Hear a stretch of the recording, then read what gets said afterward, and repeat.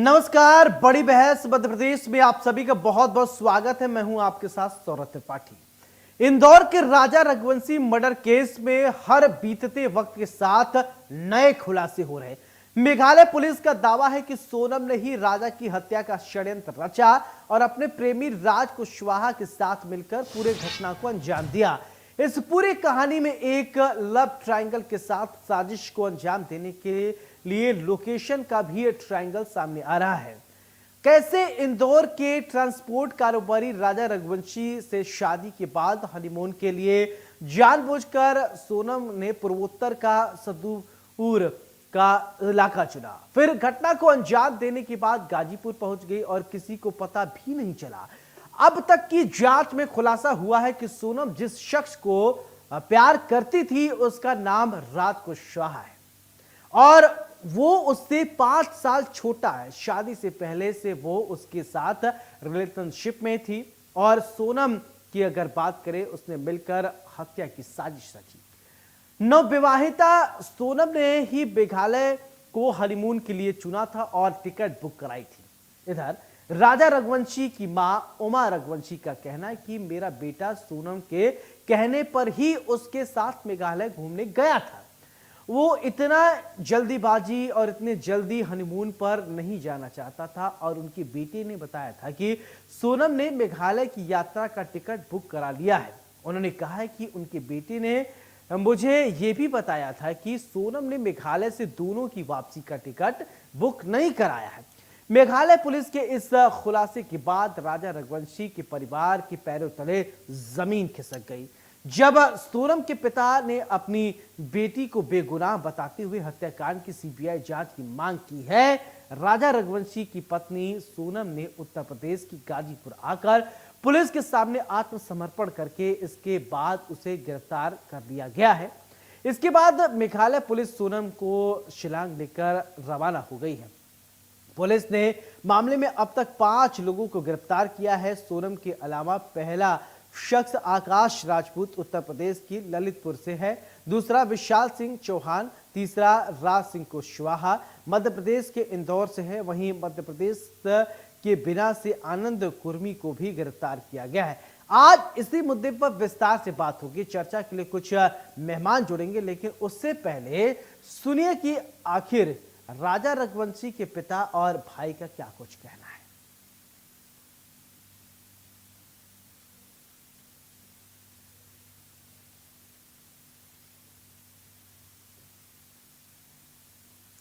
तो आज इसी मुद्दे पर हम चर्चा करेंगे कि सोनम बेवफा नहीं, सोनम कातिल है। कैसे हनीमून के बाद एक महिला तमाम तरीके के ख्वाब लिए कुछ शादी होती है, लोगों के मन में बहुत ख्याल होते हैं कि शादी में हम यहाँ जाएंगे, ये करेंगे, कितना उत्साह होता है। लेकिन राजा के साथ जिस रानी की शादी हुई, ये उसको रानी ही कहिए क्योंकि एक पत्नी अपने पति के लिए रानी ही होती है, लेकिन उसने पूरी कहानी को ही जराइम की दुनिया में ढकेल दिया।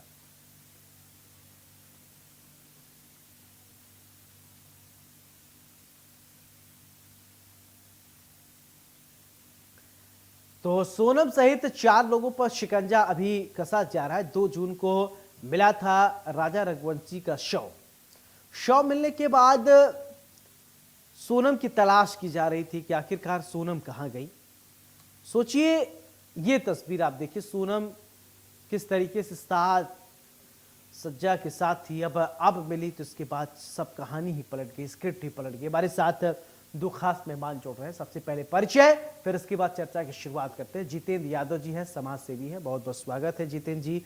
डॉक्टर संजीव त्रिपाठी जी हैं, मनोवैज्ञानिक हैं, बहुत बहुत स्वागत है। चर्चा की शुरुआत जितेंद्र जी मैं आपसे करना चाहता हूं कि समाज में जो नैरेटिव सेट किया जा रहा है कुछ नौजवानों के द्वारा, कुछ न्यूली मैरिड कपल के द्वारा, कुछ शादीशुदा लोगों के द्वारा, वो हमारे समाज के लिए वो ठीक एक आदर्श नहीं स्थापित किए जा रहे हैं।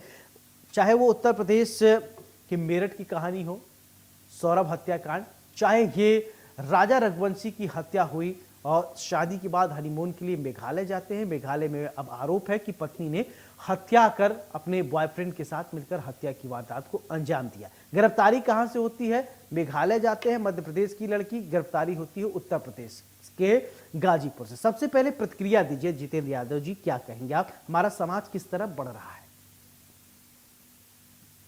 जी बिल्कुल। ये न केवल हैरान करने वाला है, बेहद चौंकाने वाला मामला है। और जब से सोनम लापता थी और उसके बाद में राजा की जिस तरह शव मिला, तो यहाँ हमारे इंदौर में खास करके जो है प्रत्येक परिवार में जो है ये चर्चा का विषय था कि सोनम की सलामती के लिए काफी दुआएं चल रही थी। जैसे ही आज 9 बजे सुबह मुख्यमंत्री मेघालय ने जब ट्वीट किया और इसकी बात की जानकारी दी कि इस वाले मामले में जो है सोनम ने आत्मसमर्पण किया है, तब भी दोपहर 12, साढ़े 12, 1 बजे तक जो है टीवी कैमरों पे और तमाम जो डिजिटल माध्यम है उन सूचना माध्यमों पे लोग फतवे लगाए बैठे हुए थे। और किसी के भी जो है गले नहीं उतर रहा था कि इस तरह का घटनाक्रम जो है सोनम ने अंजाम दिया होगा या वो जो है इस मामले के अंदर संदेही भी हो सकती है। ये बात किसी के भी गले नहीं उतर रही थी। तो इससे ये समझा लगता है कि लोग न केवल इस पूरे मामले को लेकर हतप्रभ थे, बल्कि हैरान थे कि जो है जिस तरह से, और खास करके बात यह है कि जब लंबे समय से उसकी गुमशुदगी के तौर पर जब पुलिस की तलाश कर रही थी, खोजबीन कर रही थी, लगातार जो है मीडिया कर्मी घर जाकर और उसके आसपास के लोगों से उससे बातचीत कर ये जानने की, ये स्केल करने की कोशिश कर रही थी कैसा कुछ उसका किरदार है, किस तरह की जो है उसका अब तक का जो है जीवन रहा है, क्या उसका एजुकेशन लेवल है और किस तरह की जो है समझ उसकी है अपनी, अगर कहीं मुश्किल परिस्थिति में तो कैसे इस मुश्किल परिस्थिति में बाहर निकलेगी। तो इन सब बातों को लेकर लोगों के काफी कंसर्न है। और जब ये सूचना आई और जैसे जैसे अब समय आगे बढ़ते जा रहा है, पुलिस ने एक के बाद एक तमाम जो है चीजें एस्टेब्लिश करी दी है और मुख्य जो है अभियुक्त मान लिया है, तो ये बहुत चौंकाने वाला, बहुत हैरान करने वाला और समाज को जो है बहुत निराश करने वाला और चिंतन में डालने वाला जो है ये घटनाक्रम पूरा जो है सोशल हम देखते हैं। जी संजीव त्रिपाठी जी, अगर मनोविज्ञान की हम बात करें तो आपका मनोवैज्ञानिक होने के नाते आप क्या कहेंगे कि आखिरकार हमारा समाज किस तरफ आगे बढ़ रहा है और एक्स्ट्रा मैरिटल अफेयर्स जो है पुरुषों की जिंदगी बहुत बर्बाद कर रही हैं। और आप देख रहे हैं कि पिछले कुछ दिन से अगर आप अखबारों या टेलीविजन चैनलों पर आप नजर दौड़ाएंगे, पुरुषों की हत्याएं बहुत हुई हैं। महिलाएं पुरुषों को बहुत ज्यादा कहीं प्रताड़ित कर रही हैं। बेंगलुरु का आप मामला लीजिए, उत्तर प्रदेश के कई मामले लीजिए, अपने मध्य प्रदेश में लीजिए, छत्तीसगढ़, हर देश के कोने कोने से ऐसी खबरें आई हैं जो पुरुष समाज को कहीं ना कहीं बहुत आतंकित कर रखा है, परेशान कर रखा है कि ये क्या अचानक से हो रहा है महिलाओं को खासकर। जी देखिए, पहली बात तो ये बड़ी दुखद घटना है और वाकई में किसी को यकीन नहीं था कि इसका जो अंत होगा इस तरह से होगा। और एक सिंपैथी थी सोनम गुप्ता के लिए समाज में कि हम सब सोच रहे थे कि शायद ऐसा कुछ होगा, ऐसा कुछ हुआ उसके साथ, लेकिन ऐसा कुछ होगा किसी को अंदाजा भी नहीं था।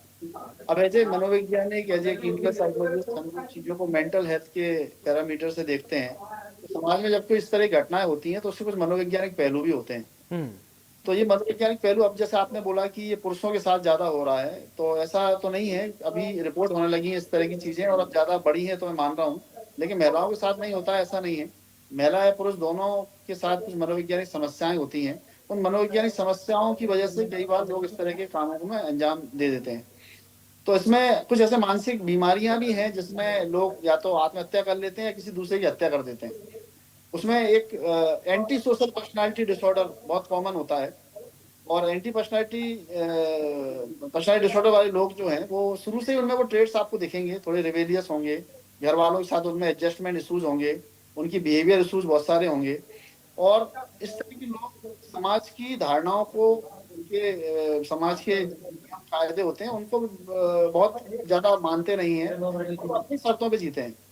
तो पूरी संभावना है कि ये इस तरह की महिला जिसने भी अंजाम दिया है। अच्छा त्रिपाठी जी, एक सवाल मेरे मन में, आप जैसा कि बता रहे हैं कि ठीक है, मान लिया कि महिलाओं के साथ होते हैं, अभी पुरुषों के मामले दर्ज हो रहे हैं, वो अलग का पहलू है, लेकिन हमारे साथ कोई बैठा है, बहुत नॉर्मल है, आराम से बातचीत हम कर रहे हैं और उसके दिमाग में क्या चल रहा है फिलहाल कोई नहीं जानता है।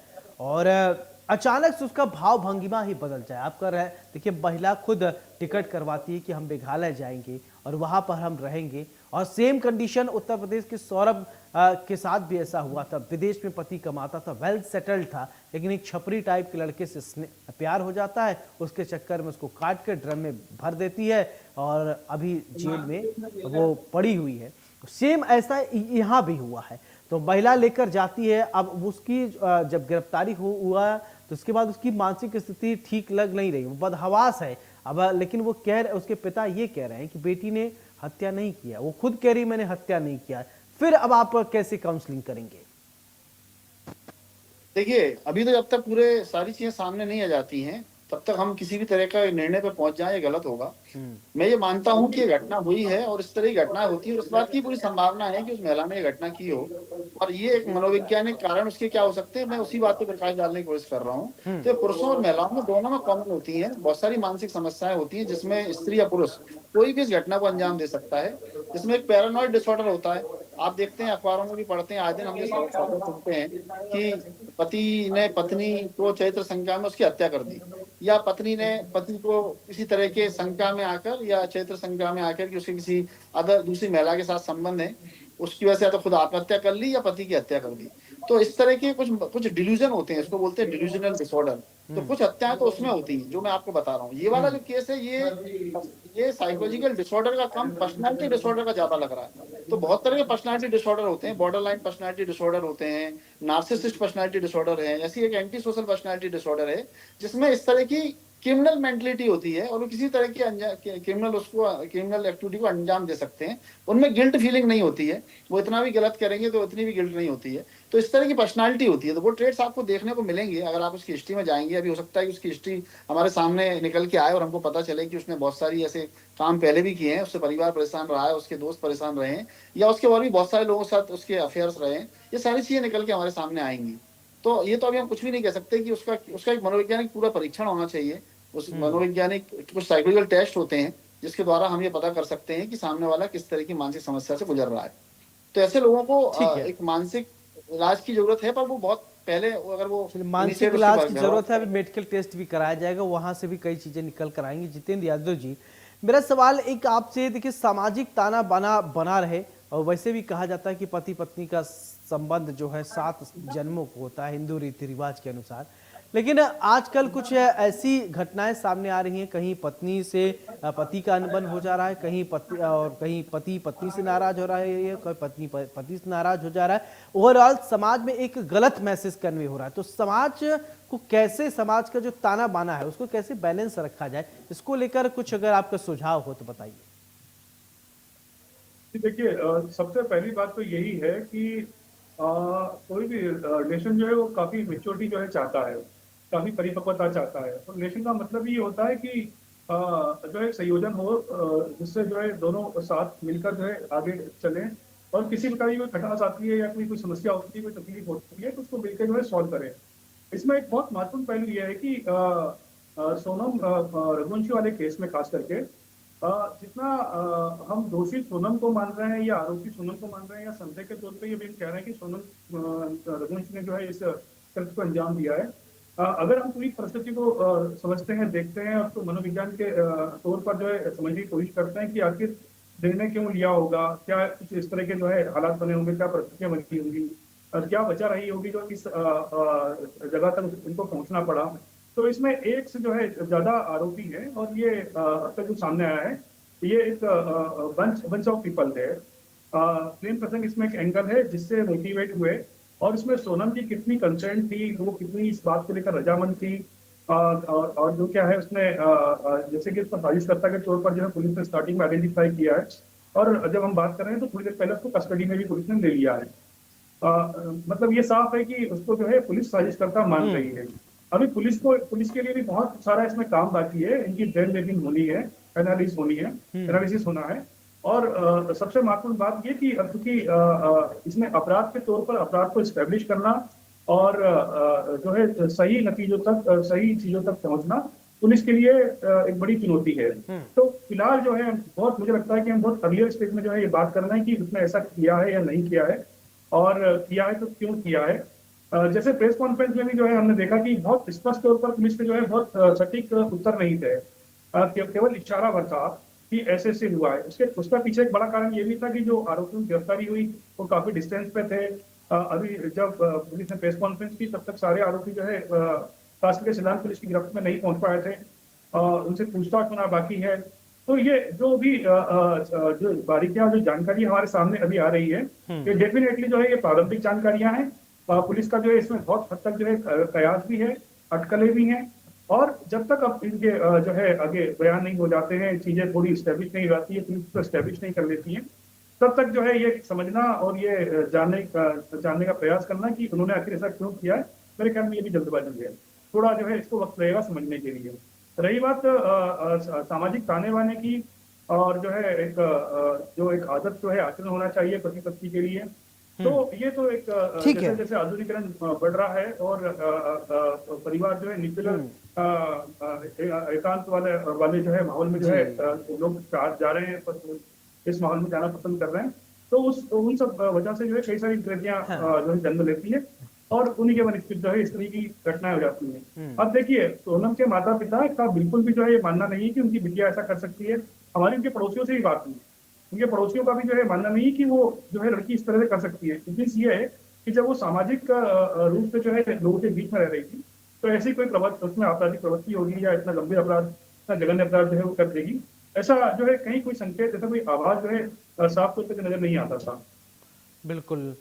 संजीव त्रिपाठी जी, एक सवाल मेरा कि देखिए, क्रिमिनल माइंड कौन है, इसको फाइंड करने के लिए, इसको जानने के लिए क्या कोई विधि है क्या, कि अगर ऐसा कुछ हो तो हमारे दर्शकों को बताएं ताकि वो सतर्क रहें कि लगे उनके आसपास इस तरीके की मानसिकता के कोई लोग रहें, उनकी एक्टिविटी देख के अगर लोग सतर्क हो जाते हैं तो बड़ा कारगर होगा। अगर आप बताएं कुछ, बता सकते हैं कुछ देखिए, ऐसा है तो। इसमें जैसा जैसा अभी हमारे दूसरे मित्र ने जो जैसा बोला कि इसमें हम किसी भी निर्णय पर अभी पहुंच जाए तो जल्दबाजी होगी, तो हो सकता है वो किसी तरह से ब्लैकमेल भी हो रही हो, ये भी संभावना है।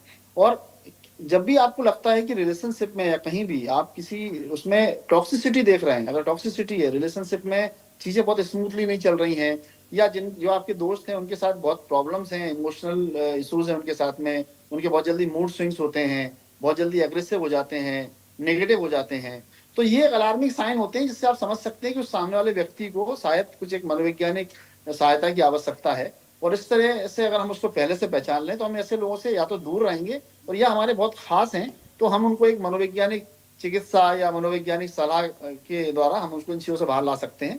उसके लिए हम एक्सपर्ट से मिलें, प्रॉपर उसकी एक साइको एनालिसिस करवाएं, पूरा साइकोलॉजी असेसमेंट करवाएं, और उसके बाद फिर हम उसके लिए क्या बेहतर हो सकता है वो एक स्पेशलिस्ट, एक प्रोफेशनल ही आपको बता सकता है कि वो किस तरह की चीज से सफर कर रहा है और उसमें किस तरह के इंटरवेंशन की जरूरत है। कई बार हमको फैमिली इंटरवेंशन की जरूरत पड़ती है, हो सकता है उसके परिवार का माहौल ऐसा हो जिसकी वजह से वो बच्ची जो है वो कहीं ना कहीं सफोकेटेड फील कर रही है, सफर कर रही है, या कोई भी व्यक्ति सफर कर रहा है, तो उसके पीछे में कोई और भी पहलू हो सकते हैं। तो वो सारी चीजें हमको आइडेंटिफाई करना जरूरी है। रिलेशनशिप काउंसलिंग है, फैमिली काउंसलिंग है, इंडिविजुअल काउंसलिंग है, साइकोलॉजिकल काउंसलिंग है, ये इस तरह के कुछ टूल्स हैं जिसके द्वारा हम उनको इस अवस्था से बाहर ला सकते हैं। पर इस बात की अवेयरनेस सोसाइटी में बहुत कम है, ये बड़ा दुखद है। बिल्कुल, सोसाइटी में अवेयरनेस की कमी है। और अच्छा देखिए, क्या होता है कि कभी कभी परिवार में ही जैसे बच्चे होते हैं, उनकी एक्टिविटी इस तरीके की होती है, तो शायद ऐसा नहीं कि परिवार के लोग ही उसे नजरअंदाज कर देते हैं, क्योंकि आजकल बहुत सारी चीजें हैं परिवार में, बस सब कुछ होता रहता है, बच्चे के साथ बच्चा के अंदर कई सारे चेंजेस होते रहते हैं, लेकिन परिवार के जो वरिष्ठ सदस्य हैं उस पर ध्यान नहीं देते। ये भी एक कॉज, एक फैक्टर है क्या? हाँ, ये बिल्कुल एक फैक्टर है कि अभी जो हमारा जो समाज में जो बड़े बदलाव आए हैं, एक वर्चुअल वर्ल्ड आया है, लोग बहुत ज्यादा वर्चुअल वर्ल्ड में इन्वॉल्व हो गए हैं, माता पिता के पास भी बच्चों के लिए टाइम नहीं है, बच्चों के पास भी टाइम नहीं है माता पिताओं से एक अच्छे रिलेशनशिप डेवलप करने के। जो इमोशनल नीड होती है, जो साइकोलॉजिकल नीड होती है लोगों को, वो कहीं ना कहीं वो बाहर से उसको फुलफिल करने की कोशिश कर रहे हैं या वर्चुअली उसको फुलफिल करने की कोशिश कर रहे हैं। तो बहुत इमेच्योरिटी है और वो बहुत सारी इंफॉर्मेशन दिमाग में हम भर रहे हैं, तो वो हमारे अंदर कहीं ना कहीं टॉक्सिसिटी पैदा कर रही है, हमारे अंदर नेगेटिविटी पैदा कर रही है। तो ये स्ट्रक्चर तो बदला है समाज का, और उसके दुष्परिणाम तो हैं। तो इसमें एक हमको ये करने की जरूरत तो है कि हमको कुछ चीजों को पूरा दोबारा रिव्यू करने की जरूरत है कि हमारा जो समाज है वो और ज्यादा गांव के चक्कर में और आधुनिकता के चक्कर में कहीं हम जो बेसिक नीड्स हैं, जो बेसिक आवश्यकताएं हैं लोगों की, चाहे वो फिजिकल हो, साइकोलॉजिकल हो, सामाजिक हो, ठीक है। क्या हम उन चीजों पर सही डायरेक्शन में जा रहे हैं कि नहीं जा रहे हैं, एक इस पर बहस की जरूरत तो है। बिल्कुल। जितेंद्र जी, फाइनल कमेंट कुछ कहना चाहेंगे? जरूरत है, हेल्दी डिस्कशन होना चाहिए और चाहे चीजें सही हों, क्योंकि चूंकि दूसरा ये कभी मामला अब ना आए, दूसरा कोई राजा किसी तथाकथित रानी के द्वारा मारा न जाए। कुछ कहना चाहेंगे? जी बिल्कुल, जैसा डॉक्टर साहब जो है हमारे मित्र जी बता रहे थे, हमारे वहाँ अभी एक बहुत बड़ी समस्या ये है कि हम मेंटल हेल्थ कंसल्टेंसी को हमेशा अवॉइड करते हैं।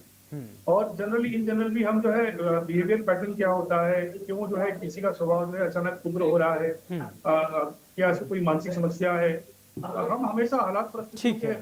को जो है उसका आधार मान के चलिए केस जितेंद्र मानते जी, जो है, तो बहुत बहुत शुक्रिया आपका। संजीव जी, आपका भी बहुत बहुत शुक्रिया।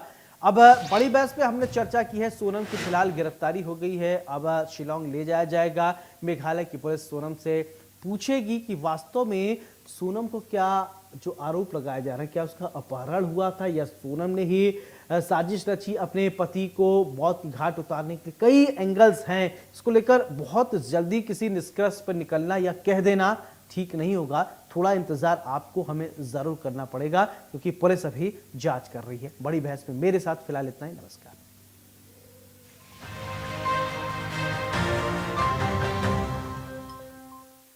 गोल्डी मसाले के 100 ग्राम के स्पेशल पैक्स में